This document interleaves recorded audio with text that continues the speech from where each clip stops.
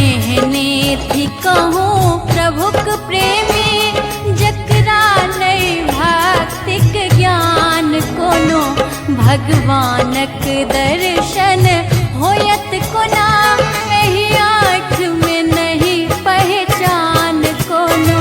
हम एहने थी कहूँ प्रभुक प्रेमी, जिकरा नहीं भक्तिक ज्ञान कोनो, भगवानक दर्शन होयत कोना, एही आँख में नहीं पहचान कोनो। हम एहने थी कहूँ प्रभुक प्रेमी।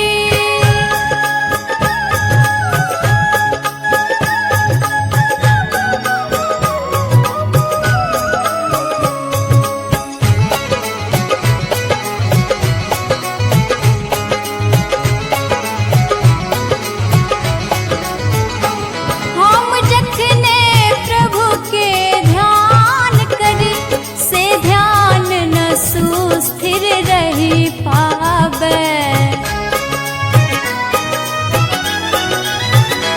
हम जखने प्रभु के ध्यान करी, से ध्यान न सुस्थिर रही पावे।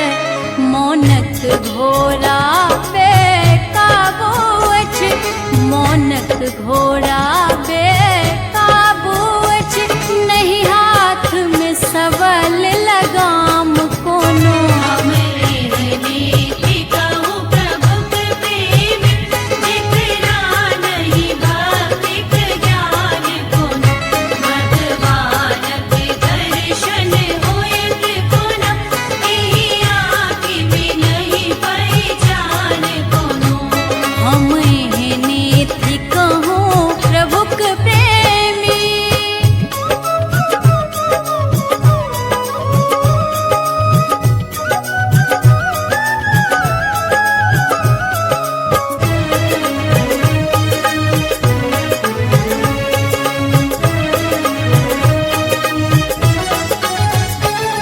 अहि आँख में माया किर पर्दा, जे माया छोड़ि रहल हमरा।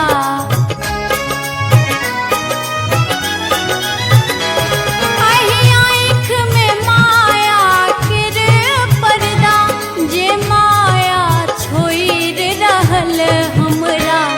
अपने मायापति छी प्रभु जी, अपने मायापति छी प्रभु जी, जग में नहीं अहाँक मिलान कोनो। हम एहने थी कहूँ प्रभुक प्रेमी, जिकरा नहीं भक्तिक ज्ञान कोनो, भगवानक दर्शन होयत कोना, एही आँख में नहीं पहचान कोनो। हम एहने थी कहूँ प्रभुक प्रेमी।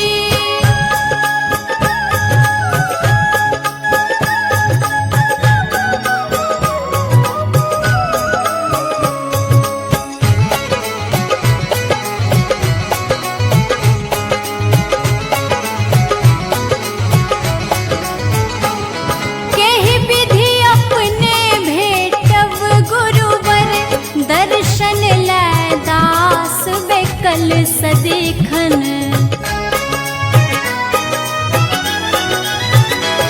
केहि विधि अपने भेटब गुरुवर, दर्शन लै दास बेकल सदिखन। हमरा सन अज्ञान कहिया में, हमरा सन अज्ञान कहिया में, अपने ने छी स्थान कोनो। हम एहने थी कहूँ प्रभुक प्रेमी, जिकरा नहीं भक्तिक ज्ञान कोनो, भगवानक दर्शन होयत कोना, एही आँख में नहीं पहचान कोनो। हम एहने थी कहूँ प्रभुक प्रेमी।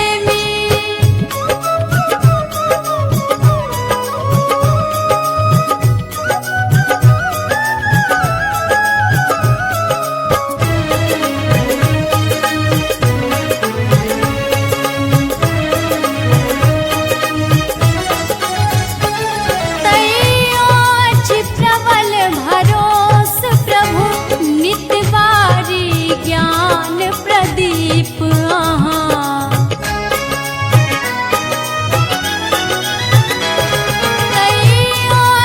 प्रबल भरोस प्रभु नितवारी ज्ञान प्रदीप अहाँ से ज्योति कतहु जो पाइब गेलो से ज्योति कतहु जो पाइब गेलो नहीं रहत अज्ञ अभिमान कोनो हम एहने कहूँ प्रभु के प्रेम जिकरा नहीं भक्तिक ज्ञान कोनो भगवान के दर्शन होयत कोनो एही आँखि में नहीं पहचान कोनो हम एहने थी कहूँ प्रभुक प्रेमी